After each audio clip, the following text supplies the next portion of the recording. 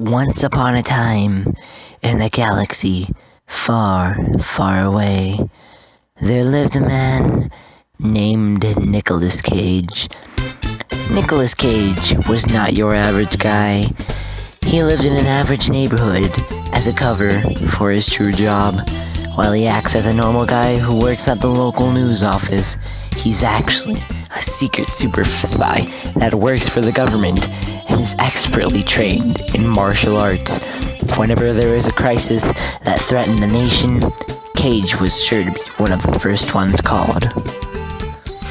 One day, in the middle of March, Nicolas Cage was sitting down on his couch in the living room, enjoying a cup of coffee as he watched the news.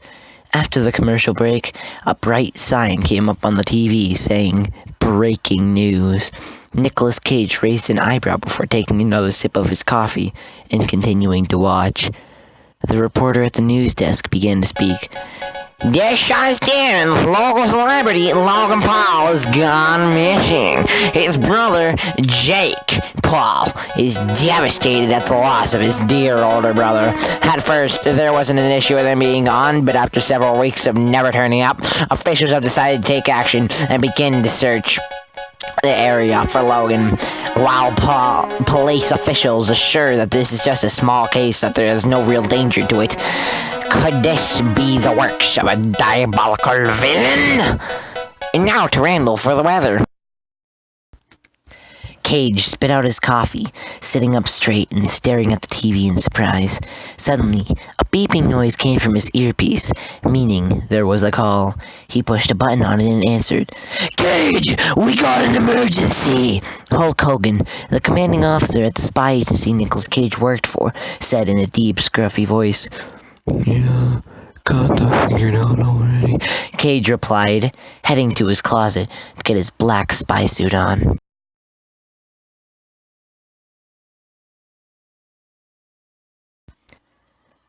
About 5 minutes later, Cage arrived in the White House in his black spy car and immediately headed in. After telling the secret password to the lady at the front desk, she led him through the door behind the desk, which led to a staircase leading to the secret headquarters of the spy agency.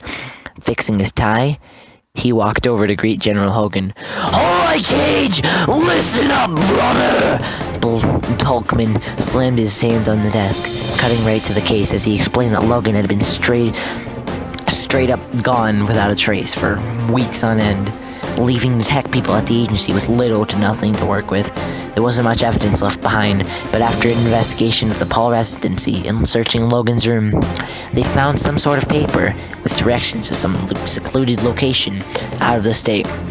After searching the location given with the instructions, they found out that the location itself was hidden in an abandoned desert near the outskirts of Texas. After the briefing was presumably over, Nicolas Cage was about to leave when Hulk Hogan stopped him. "No! I know you're one of our best men on the job, but you can't do this one alone. So we're sending in Emmett from the Lego movie. The hero who saved the city of Pittsburgh in the whole Lego universe in the Lego movie." The Lego figure, now about the size of a normal human, walked in on cue, and the two prepared to leave. Hulk Hogan took Emmett and Nicolas Cage to the secret spy jet that to be able to get to Texas extremely easy.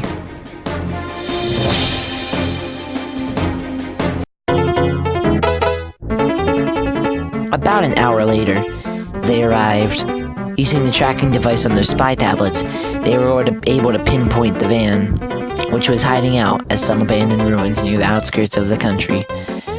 Emmett headed first, telling Nicolas Cage to stay outside and keep watch while he scouted ahead. While waiting, Cage thought he had heard someone approaching him, but when he looked around, no one was to be seen. Emmett came back out and told Nicolas Cage that the coast was clear. The two walked in, looking around as they explored the ruins in an attempt to find where the man had gone. Nicolas Cage had found a lever, and when he pulled it, one of the walls collapsed, revealing a large room of gold and ancient treasures. The two walked in and were immediately trapped as a steel wall shut behind them. A loud cackle ran through the room, and Emmett and Cage looked ahead, then gasped at what they saw. Jake Paul himself was standing on a large platform made entirely of gold, with his brother Logan standing next to him. Logan Paul! Emmett exclaimed. You're the one behind this! Yes, it was me all along! Jake gloated triumphantly. My plan was flawless. I would lure you two boys down here with the fake kidnapping of my brother, and then take you two down. That way, no one can stop my plan to put chemicals in the water supply that turns anyone who drinks it into mindless, dabbing Jake Paulers. Then my army and I would take over the world and rule every day for the rest of our lives. Isn't that right, bro? Jake turned to Logan. He was too busy on his phone checking Twitter to listen to Jake. Anyway, Jake continued, say goodbye, Suddenly, a bomb was thrown at Jake from behind Emmett and Cage, exploding and making both of the Pauls fall into the ground. Nicolas Cage and Emmett turned around, gasping in surprise as they saw Tom and Jerry, both in cowboy outfits, armed with guns and weapons. Hey, what was that all about, you little Jake was about to retort angrily when all of a sudden, Tom pulled out a pistol and aimed it at Jake. His eyes narrowed as if to say to Jake, if you keep talking, this is gonna be real quick.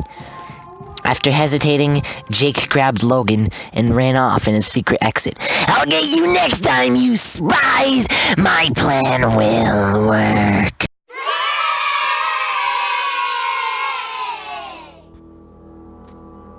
And so, the day was saved. Nicolas Cage and Emmett and Tom and Jerry were given a ceremony of honor to celebrate them saving the nation once again, this time with the help of both Tom and Jerry. Hulk Hogan, having given Cage and Obama their medals already, went to give Tom and Jerry their medals and offer them a job at the secret spy agency. But they were suddenly nowhere to be seen. They must have gone to where they were needed next, in a place far, far away from here. We will never forget those silent yet deadly heroes.